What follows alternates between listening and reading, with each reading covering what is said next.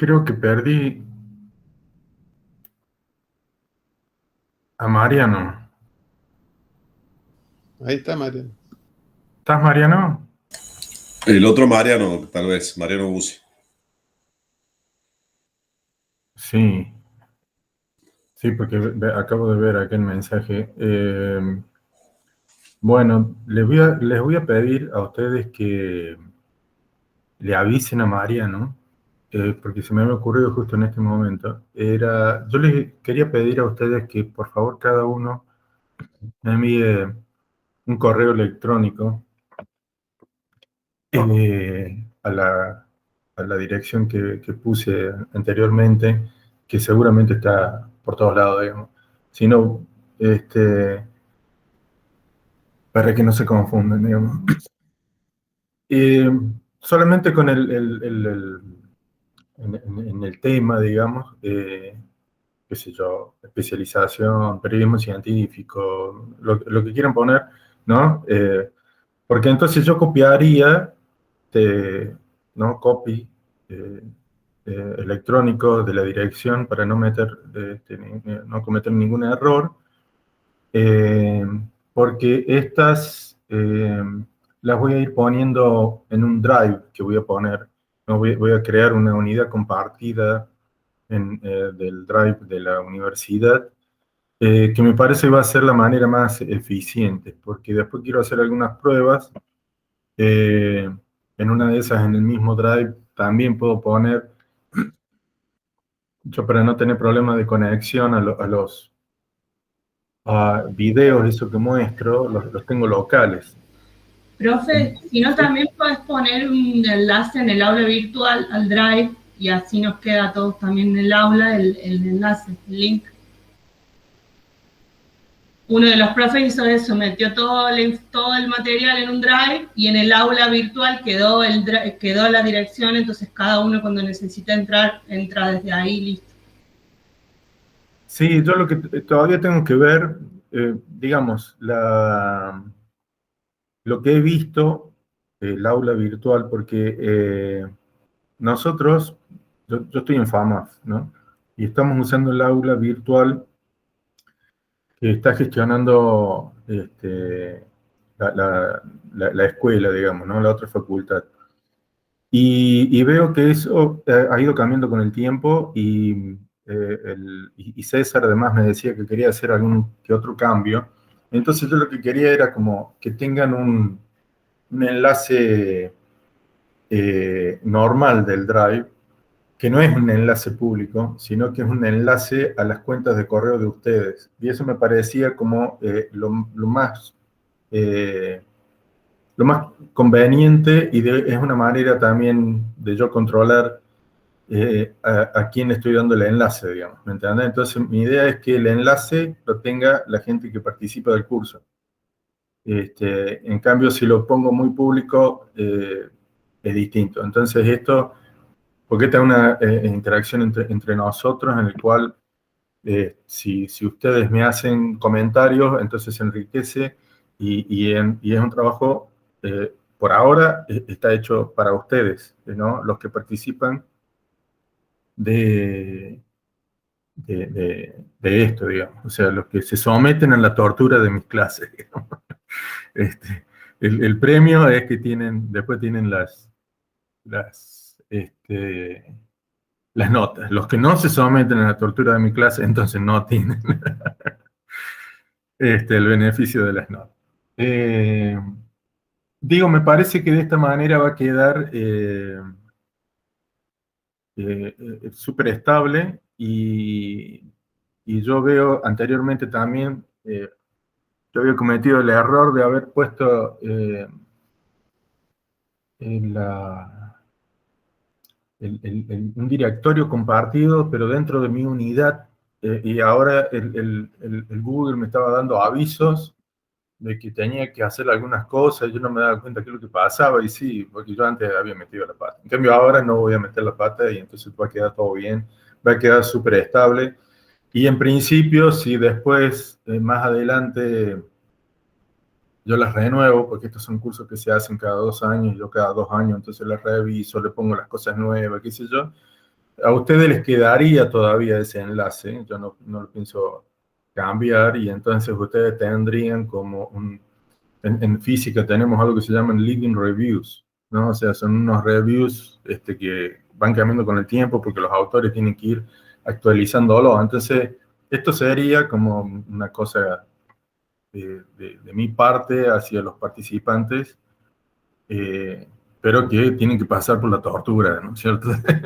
De mis clases, digamos, entre comillas. O sea, por el momento no, es el formato que le tengo pensado. Me parece que era algo de que les va a garantizar una conexión en el tiempo a todos los que participen, que es lo fundamental. Si después se hace alguna otra cosa distinta, digamos, mucho más público, bueno, ya serán comunicados, pero incluso eso otro sería como un aditamiento. Esto me gustaría como que yo mantenerlo, porque entonces esto viviría independientemente que después se caiga la página virtual, ¿me entienden? Esto seguiría estando.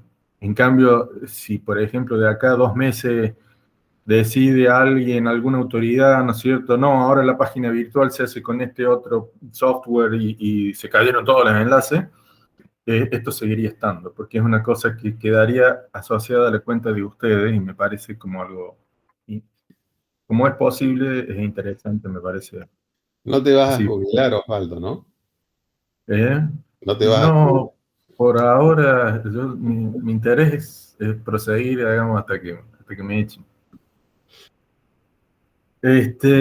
Bueno, a ver, entonces como ven acá les estoy mostrando, deberían estar viendo, estoy viendo una manera de mostrar un poquitito distinta. La otra era como de tipo diapositiva. Esta es básicamente igual, pero que ven que los bordes son un poquito distintos. ¿Por qué? Porque esta me permite marcar. Y creo que el tamaño es casi lo mismo, entonces estoy perdiendo un poquitito arriba, pero si ustedes no tienen problemas de visión, yo usaría este método. Si está todo bien, tengo al menos un pulgar. Y bueno, comencemos con esta. Entonces ahora sería sistema relativista. Voy a intentar hacer más o menos la mitad de lo que está ahí, lo cual sería un montón. Y si no, veremos. Ya después dosificaremos qué es lo que hacemos en la próxima clase. Pero sí le pido, entonces, reitero, por favor envíenme un correo electrónico diciendo mi correo es tal, ¿no? Que sea en el subject, ¿no? En el tema seminario de física, lo que se le ocurre, ¿no? Seminario de física o periodismo científico, comunicación pública de la ciencia. Lo que sea. Es para yo tenerlo y entonces directamente copio, y ese va a ser el enlace que van a tener.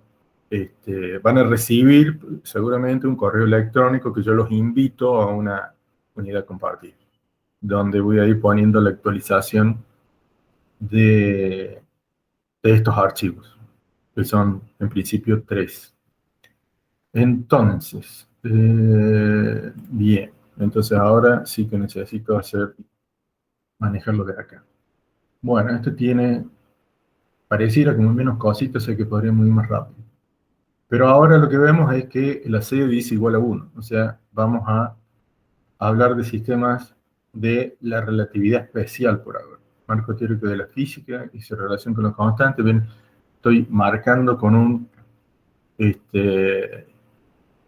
globito acá medio amarillento, ¿no es cierto? Que vamos a hablar de ese marco teórico. Bien, entonces, ¿cómo aparece esto como una necesidad, digamos, histórica? Es que, como le había comentado anteriormente, Maxwell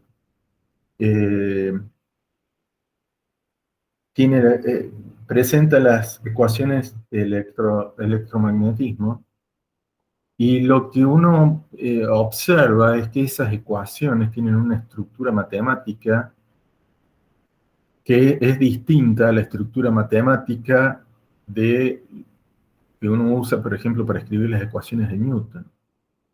las ecuaciones de Newton, uno dice que son, que si uno le aplica transformaciones de Galileo, que fueron las que nosotros mencionamos al principio de todo, la física era la misma. En cambio, las ecuaciones de Maxwell eran, no eran, digamos, si yo hacía una transformación de Galileo, no quedaban las ecuaciones de Maxwell, pero sí eran invariantes hacia otros conjuntos de ecuaciones.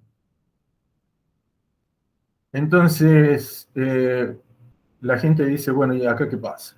Y dice, es probable que las ecuaciones de Maxwell solamente valgan en un sistema inercial. ¿Por qué? Y porque hay algo como el éter, donde las perturbaciones electromagnéticas necesitan ese éter, y creo que lo puse antes, ¿no? Yo lo había puesto ahí está, ahí me ganó de mal, el omoresti@unc.edu.ar. Perfecto. Entonces, lo que estaba diciendo es que la posibilidad es que existiese algo como un éter, donde respecto del éter valían las ecuaciones, y si uno se movía respecto del éter, entonces las ecuaciones no valían. Por eso es que Michelson y Morley hicieron un experimento para ver qué pasaba con la velocidad de la luz en distintas direcciones, y para eso tomaban en cuenta el movimiento respecto del Sol. Entonces tenían una mesita que podían cambiar su orientación y medir la velocidad de la luz en distintas direcciones. Y lo que está dicho acá, antes de que cambie la transparencia, es que las ecuaciones de Maxwell en realidad eran invariantes ante otro grupo de transformaciones que son las llamadas ecuaciones de Poincare.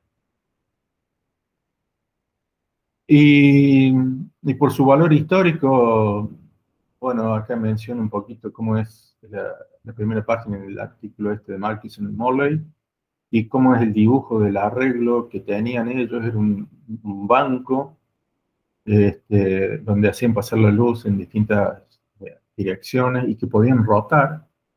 Entonces podían comparar qué pasaba con la velocidad de la luz en direcciones que más o menos estaban en la dirección del Sol, por ejemplo, a ver si era que el movimiento nuestro respecto del Sol tenía incidencia. Y el resultado fue negativo. O sea, era como que no había ningún error. Bien, entonces había que pensar todo de otra forma. Y Einstein introduce las primeras nociones, ¿no?, de este ámbito relativista, y él lo que propone es que la velocidad de la luz debería ser igual en todos los sistemas inerciales, que eso debería ser la guía. ¿Bien?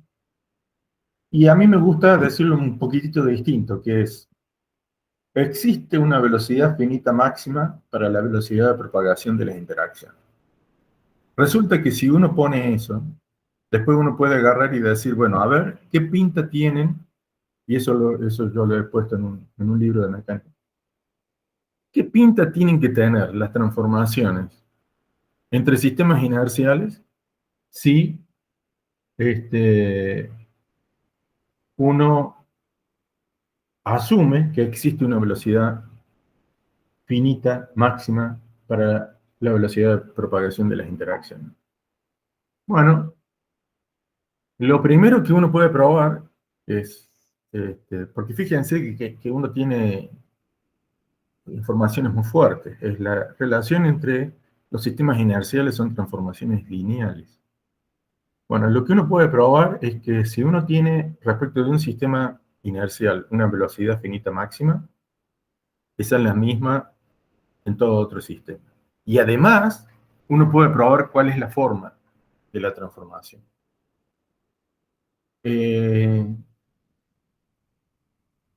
Entonces, esto no fue la forma en que fue presentado históricamente. Einstein lo presentó, como les digo, de esta otra forma.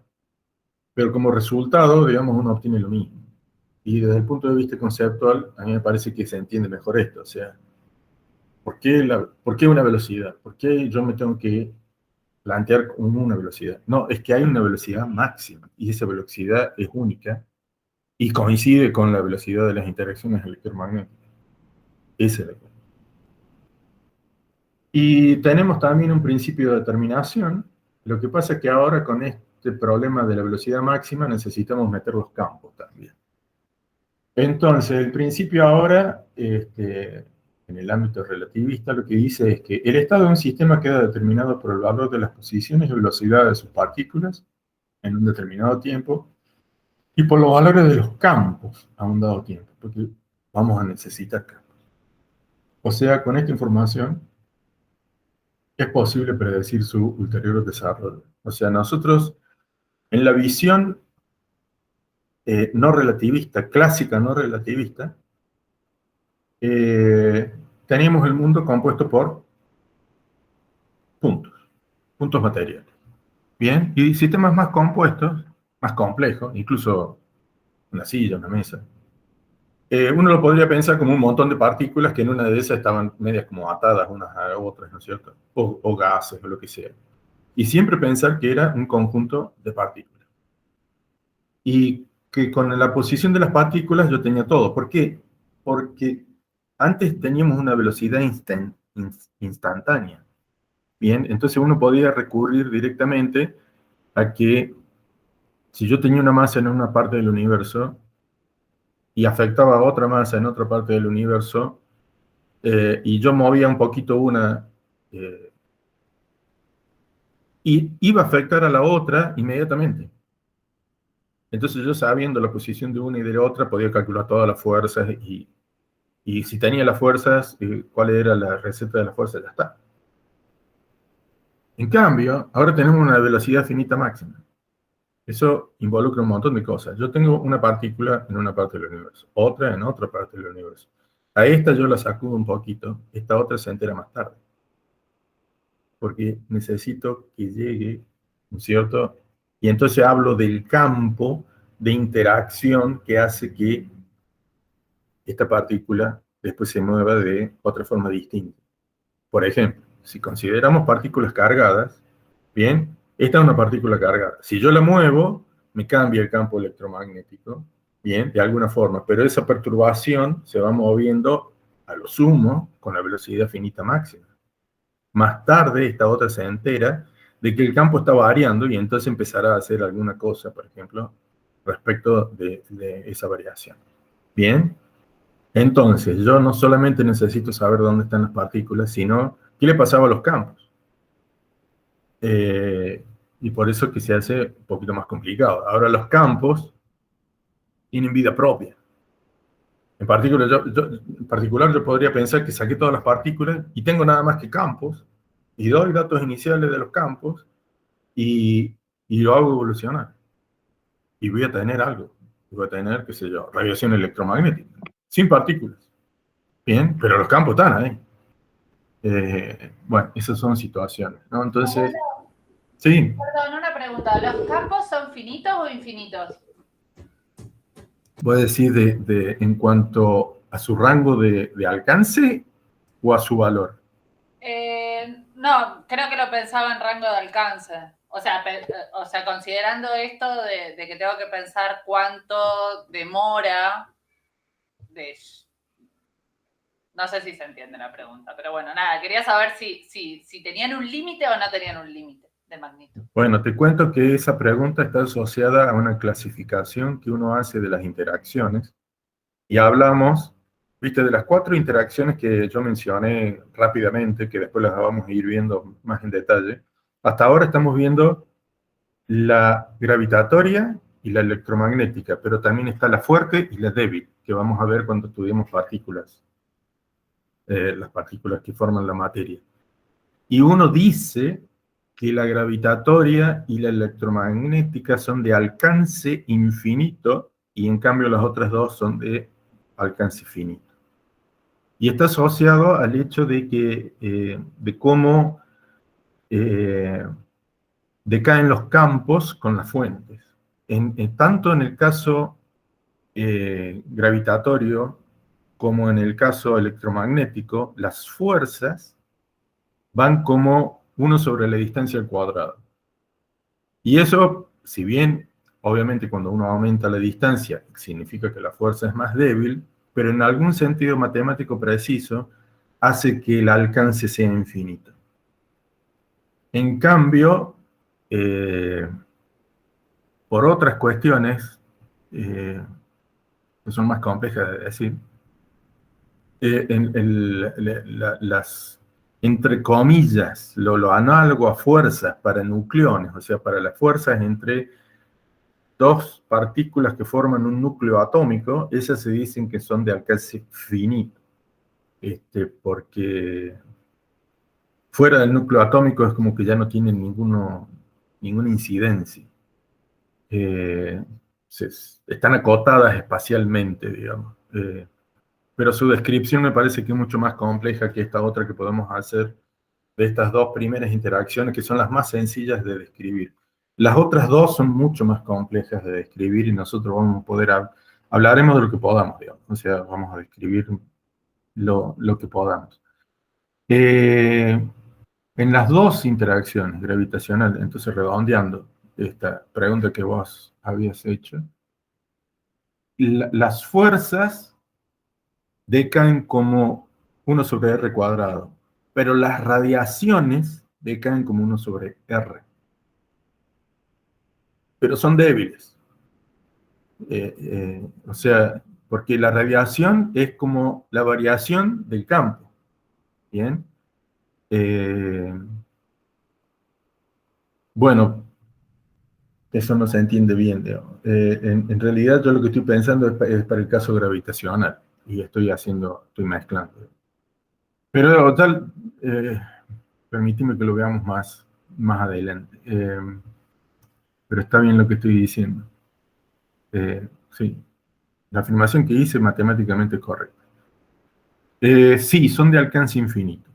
La respuesta corta, son de alcance infinito. O sea, si se entera una segunda partícula, no importa qué distancia esté, se va a enterar. Lo que pasa es que a medida que esté más lejos, el efecto va a ser cada vez más pequeño. Pero sí habría un efecto, ese es un poquito lo que uno diría. Bien, entonces el equivalente al principio de determinación es ese que yo acabo de escribir allí. Y la dinámica entonces está determinada por ecuaciones complejas que yo no voy a escribir, pero sí le voy a dar el nombre. Entonces los campos electromagnéticos se rigen por las ecuaciones de Maxwell. La materia continua cargada se rige por la fuerza de Lorentz. Esa es la fuerza que yo digo que va como 1 sobre r cuadrado cuando uno aumenta la distancia. Entonces, no escribimos, pero sí le pongo el nombre. Bien, las implicaciones son importantes. Y vamos a tratar de describir algunas de ellas. Algunas de ellas son conceptualmente súper importantes. Para ello, permítanme hacer uso del logo que se usó en el 2005 para lo que se llamó el año de la física. Y ustedes ven, bueno, estos, ¿qué ven? ¿Qué les sugiere esos trazos que están al lado de las palabras esas? Tiempo. Reloj. ¿Qué? ¿Un reloj? ¿Un reloj de arena? Ivana, no te escuché. Sí, un reloj de arena. Bueno, ¿algunas otras? Un cono. Un cono. Sí, son dos conos. Un cono hacia arriba y un cono hacia abajo. Que tienen la forma de un reloj de arena. Podría haber sido un reloj de arena. Y entonces ahora yo lo tomo esto como pretexto para